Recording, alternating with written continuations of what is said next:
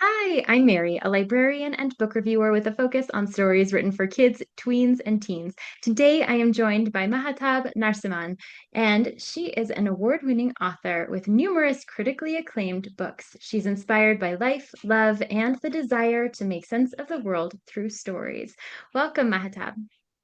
Thank you so much for having me, Mary. And it's so lovely to be chatting with you since we go back such a long way. And great to be here. Thank you. Yeah, I would love to talk about your newest book, Ghost Queen. Can you tell us a little about it? Absolutely. So I've got the copy here, and this one actually came out in February of this year. And it's about the story follows Malika, who is a vlogger, and her boyfriend Veer, and they have a channel called the Ghost Queen on Vid Vibes. I made it up. I couldn't use YouTube, so I had to make up a video channel. And she has got about 48,000 subscribers, and she is dying to get one viral video that will get her to about 50,000, which is when, the ads will be there, and that's when she makes the money. So she suggests that she and her boyfriend Veer spend the night in a place called the Bhangar Fort, which is a real place in India, in Rajasthan. And it is supposed to be one of, not one, I think it is supposed to be the most haunted place in India. And normally, like they have visitors, they have tourists, but after 5 o'clock, they shut the doors and no one is allowed to spend the night there. Now, I don't know how much of it is hype, how much of it is real, but when I read this little tidbit, my author brain kind of lit up saying, I got to write a story there. And so Malika and Veer obviously decide to spend the night there, and the ghostly vibes turn out to be something totally unexpected. So that's where I'm going to stop, and hopefully the readers will, or your viewers will pick it up and read it. But I just want to also say that this was inspired by something that happened very locally when I first moved into Vancouver. I was in Toronto for almost 20 years, and then I moved to Vancouver. And locally, there was a group of three vloggers, and I think the vloggers were called High Life. Their YouTube channel was called High Life, and they were entirely into doing the most dangerous things possible in order to get likes and subscribes and just get more viewers. And they did some really dangerous things. I mean, there were a couple of times when they were locked up. They went into Yellowstone National Park or something, and they were going into places where, they were not supposed to go. So they were locally at a in Squamish near in Shannon Falls. It's a really big waterfall over here, and there are a number of pools where the water kind of makes its way down. And they decided to go there and swim and do a video log with it. The girl fell into one of the pools. One of the boys went to help her. He fell in and started slipping. So the third one went in. All three of them died. So it was really tragic. They had to shut down the falls for a while. They had to retrieve the bodies and all that. And it was just so tragic because it was something that could have been avoided. And it really got me thinking about social media these days and how teens or people who are using it get so influenced by the likes and how they validate their own worth in this world by getting these social likes. And so it kind of, the fort and the social media stuff, all of that kind of blended together into the story.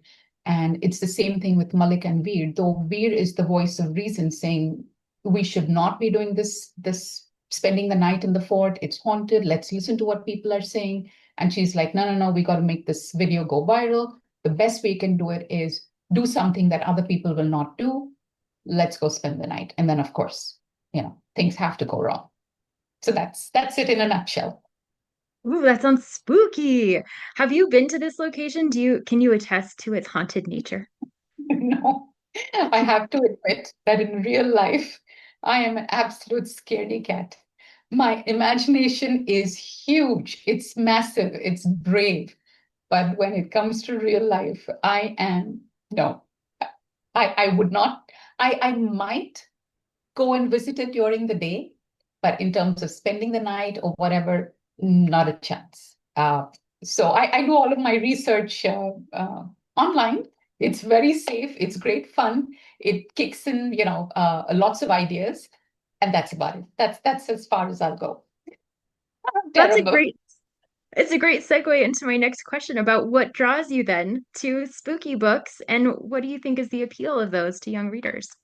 You know what? I think that writing about scary things, and especially for young readers, I think they can experience all the emotions, especially if the book is well written. They can experience the emotions of fear and anxiety and all of that, all these scary emotions through the safety of a book, in the safety of their home or their school or their library, and they can follow along with the reader and probably get inspired to be brave. Because obviously, when you're writing for middle grade kids, you do want to have a protagonist or a main character who starts out being a little bit scared, but then digs deep for courage and then faces those fears and hopefully overcomes them, which often happens.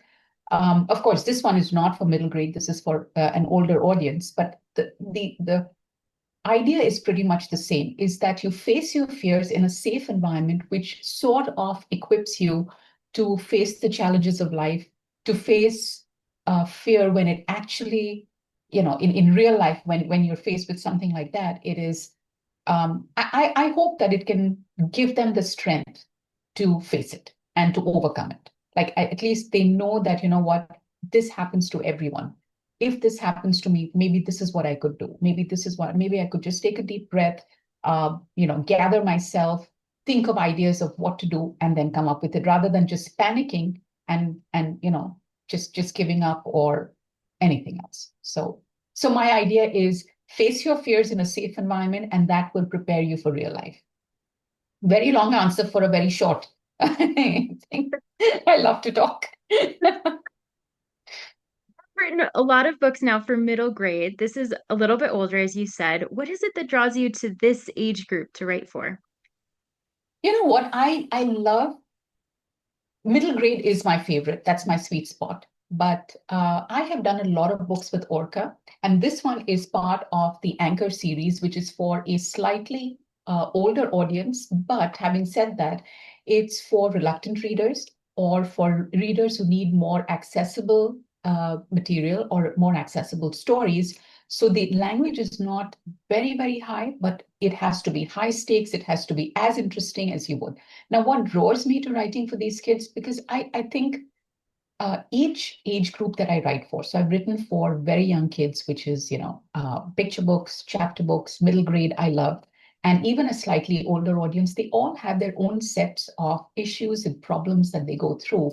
And I love exploring these issues and problems through stories so that people reading them, one, they get swept away in the story, but on a subconscious level, if they can get something out of it, in this particular one, it's the dangers of social media, of how far would you go to get a like or a subscribe or to make money from your channel? How far would you go?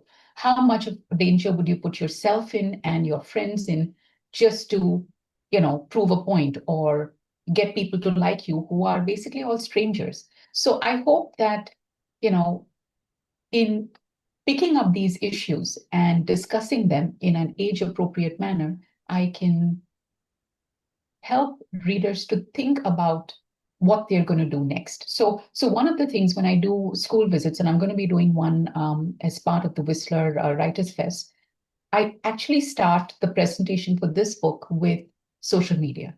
Do you think it's good or it's bad? What are the pros? What are the cons? And I feel that through this book, through the medium of a story, we can explore, and not just me, teachers, librarians, parents, they can all explore very delicate topics and, you know, come up with good discussions and get the readers to think about it. And for this one, of course, it's an older audience. Everyone's on social media. Everyone's got at least a couple of platforms they love. So I hope that's what they're going to do. For a middle grade, I work with different issues and they have a different set of problems, friendship or bullying or moving away or stuff like that. But through stories, you can bring up these discussions instead of point blank saying, oh, were you bullied today? But no, but if you can bring it through the medium of a story, it's easier to have a discussion.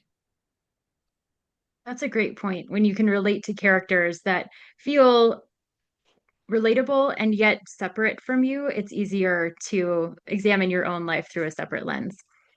Yeah. Do you have a favorite moment in Ghost Queen?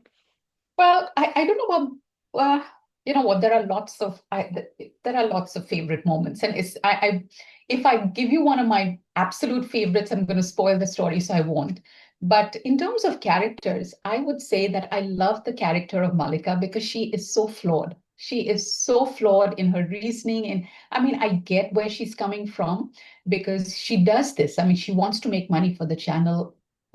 One of the reasons is because her family is struggling financially and she wants to help out by earning some more money and helping with rent and whatever else. But she also has dreams to go to university, but she also wants the likes and everything. So it's kind of a gray area. I mean, she's doing this some for good reasons and some for bad. So I love the character of Malika because she's not perfect, she's flawed. And that's like any human being, like I'm flawed. I know, I wish I was perfect, but I know no one's perfect.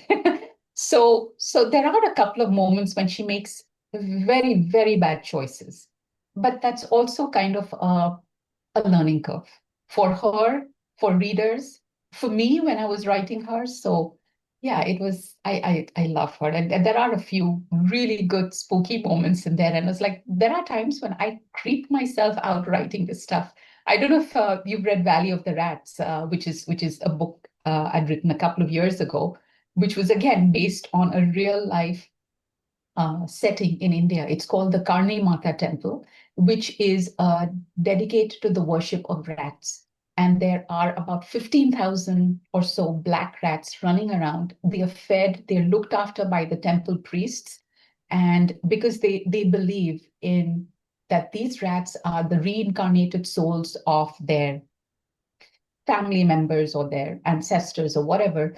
And if they look after these rats well, then these rats, once they die, are reborn in a human form. So it's the superstition. There is a whole temple dedicated to it. And it grossed me out, but it also gave me a great idea for a book. And would I go there? Never, never, never, never. But it was fun researching and writing. You've mentioned now a couple of times the research that you do for your books. What does that look like for you since these are fiction stories, but they do have some anchors in real life? So where is that blend and how do you balance the two?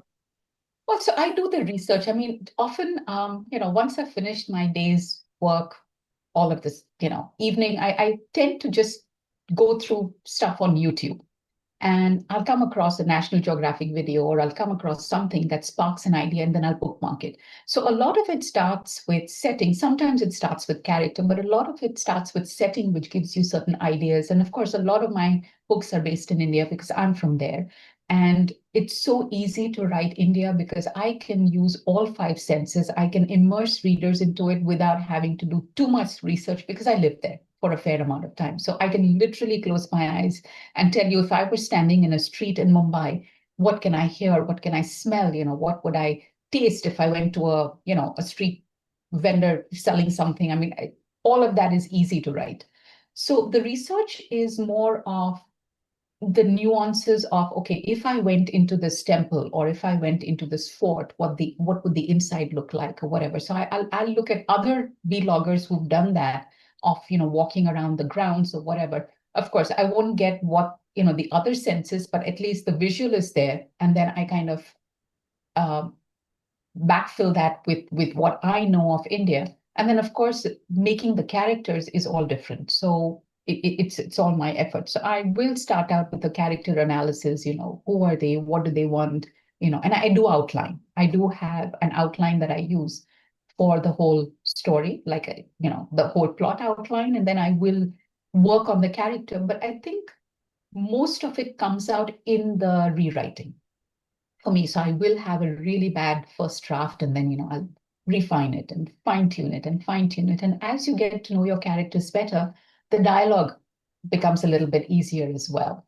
So it's kind of a blend, and each book tends to be different. I always think back to the last book I wrote and I said, but I did that way. But this one needs something else. So I just find that each book is slightly different. And you know what? It's not all just YouTube videos. Sometimes it could just be an article that I read because I subscribe to the CNN, newsletter every morning, and it's like 5 things that you should know. But then they also have a travel section, and they have an you should see this section, and then they have a animal, video section. So anything that interests me, I actually have a bookmark which says ideas, and I just go bookmarking. And then every time I finished a book, and I'm thinking of, okay, what should I write next? I'll just go through my ideas folder and say, okay, does this appeal to me? Does this appeal to me? And then blend the ideas and get started. That's so fun to have just a list that's perpetually growing and then you can return to it at any point. Mhm. What made you decide to become a writer? So I have always been an avid reader, never thought of writing ever. I mean, there are a lot of writers who say, from the moment I knew I could write, I was scribbling. And that was not me, but I always had my nose in a book, whether it was summer holidays, even as far as sometimes, even at the dinner table, if I was allowed and, my mom was not being too strict, I'd have a book while I was having dinner. I was always a reader. So we immigrated to Canada from the Middle East around 97, and I'd come with my family. But then a few years later, my dad was diagnosed with cancer. And in about like around 2003, he was really ill and he did pass away in 2003. And that's when I started this little notebook of just, thoughts, ideas, life back home, and then somehow as I was writing that, that was also the year that Harry Potter was coming out. So I was kind of reading, I love fantasy adventures. So I really immersed myself in it. And somehow, again, the idea of losing yourself in a story, fantasy adventure, India, um, mythology that is so rich in India, that all of that stuff came together and said, you know what? I feel like writing a book. Again, no training, no prior nothing. It was just in the at the end of 2003 that I decided I wanted to write. I started um, planning or plotting it out in early 2004. In about 3 years, by 2007, I had a book. Well, actually, I had a book before that, but it was so bad that I got over 100 rejections for it. Like literally, I stopped counting after 100.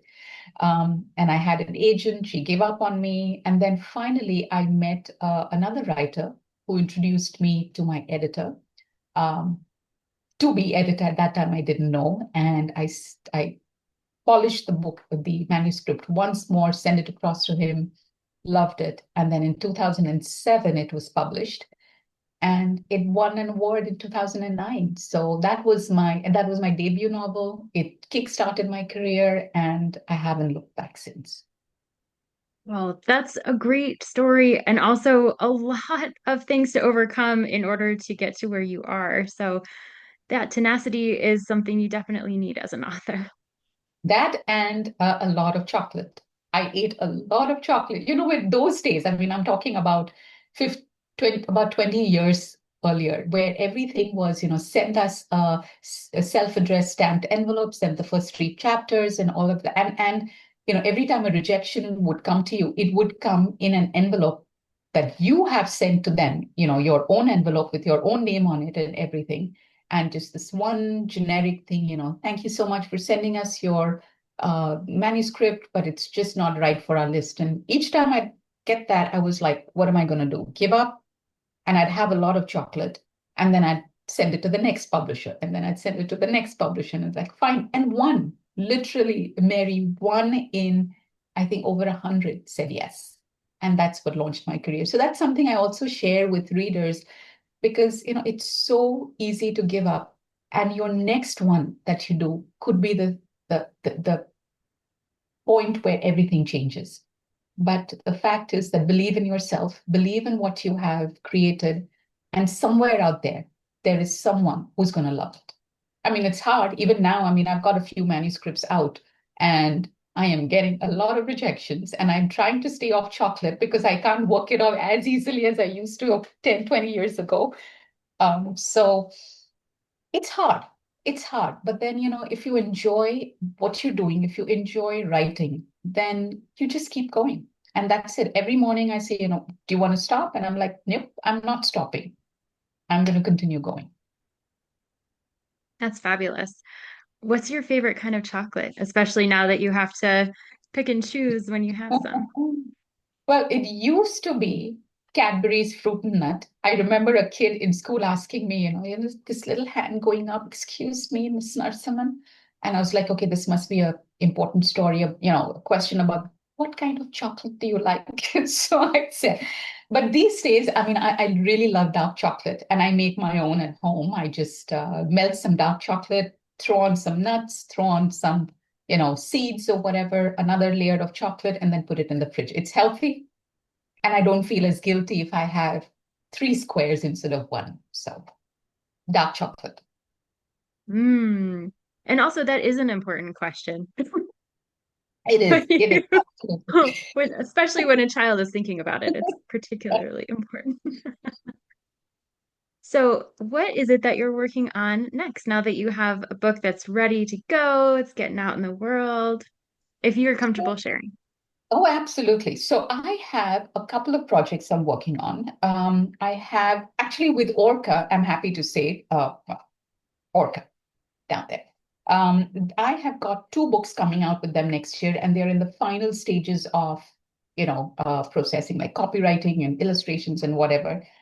So one of them is it's called, their line is called Orca Shivers, and it's a middle grade novel about, again, set in India about a guy who has a run-in with uh, a village woman. I mean, okay, I need to get my pitch right, but anyways, she curses him, and that curse makes him kind of vanish very slowly. And there is one or two things that he has to do in order to reverse that curse. And in doing so, he kind of, you know, learns a little bit more about himself and, of course, changes. And then there's another book that's coming out also with Orca Anchor, which is in Jan of 2027. And that's about just trading places. It was inspired by Freaky Friday, which I loved. And so it started out being called Trading Places, but it's now called Not Myself Today. Sometimes, the title changed so many times, but in my head, it was Trading Places.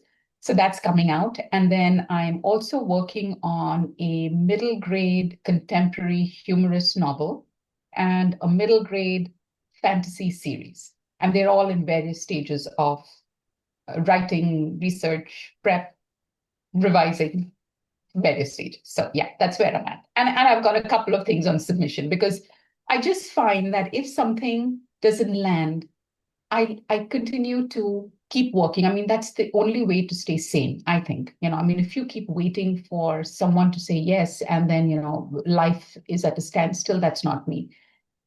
Once it's out of my hands and it's with my agent or with the publisher or whatever, I immediately get to work on the next thing. And that's what keeps me sane and creative. And that you have so many different irons in the fire, as it were, that on one day you could be more interested in working on the fantasy one or on Yeah. the contemporary one. Yeah. Yeah. It's also good if you have two or three projects on the go because when you get stuck on one, then you're not just kind of stuck. What I find is when I'm stuck on something, I can move focus to, say, a chapter book or a picture book or something. It engages different creative muscles. But then at the back of your mind, you're still working on the problem that you had because I just find that minds are extremely powerful. Give it a problem and it will continue working on it even if you're not aware of it. And I just find that by switching lanes, by going to something else, when I come back, say maybe after a day or 2 days or a week or something like that, I have resolved that issue. I'm no longer stuck. So that's why I always have two or three projects on the go at different stages. And it just keeps you engaged and doesn't make you despond if something is not working because you've got something else that's working. So that's the way forward, at least for me. Oh, that's great. So, Mahatab, I've asked you a lot of questions today, but what is the question that I didn't ask you that you wished I had? I know, okay. I did think of that one. So I wish someone would ask me, you've been writing so much. Do you love writing? And you know what my answer would be? No. I love having written. the actual act of writing is so painful. It's like pulling teeth. I mean, there are times every morning I wake up at 5 o'clock. I'm at my desk. Well, I'm not at my desk. I'm in on the bed with the stuff, spread out on my lap. If I'm writing or whatever, and it's hard. It's really hard. I mean, even though I've got a plot outline or whatever, there are some days when getting down even 1,000 words or even 500 words is really, really tough.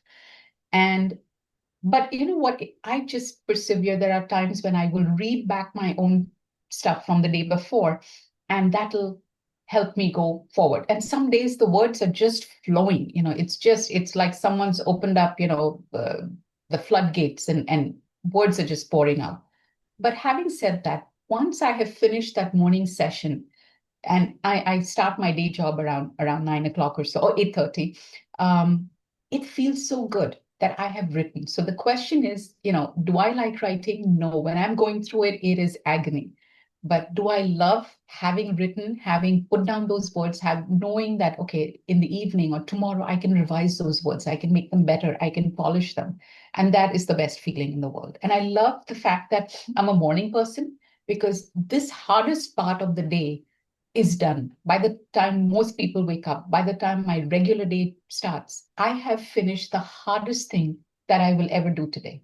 And everything else after that is so much easier.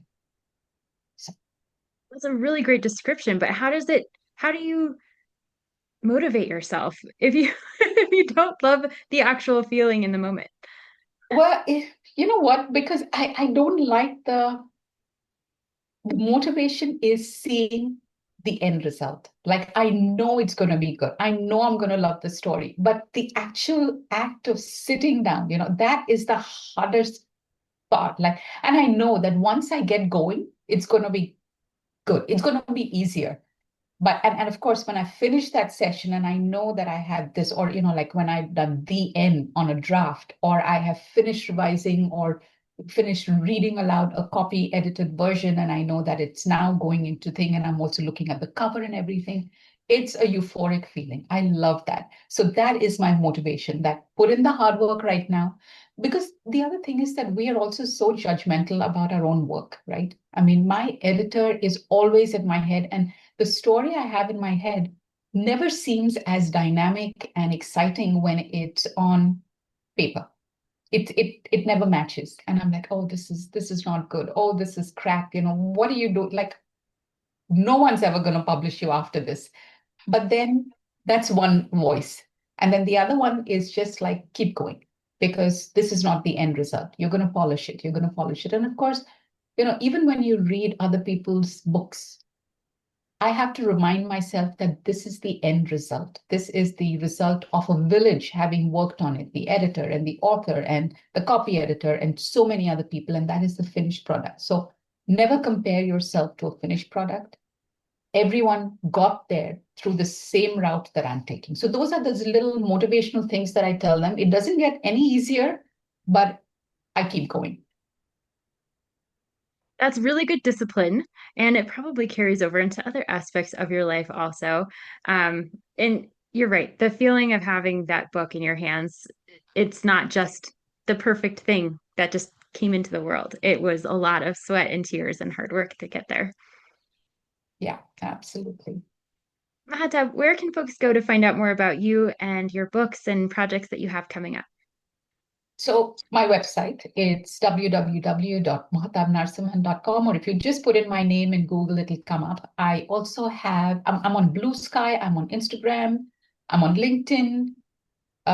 That's about it. I don't, and I am on Facebook, but I don't post there too often. Once in a while. The thing is, if I post on Instagram, it kind of just automatically goes to Facebook, but I don't look at it that often.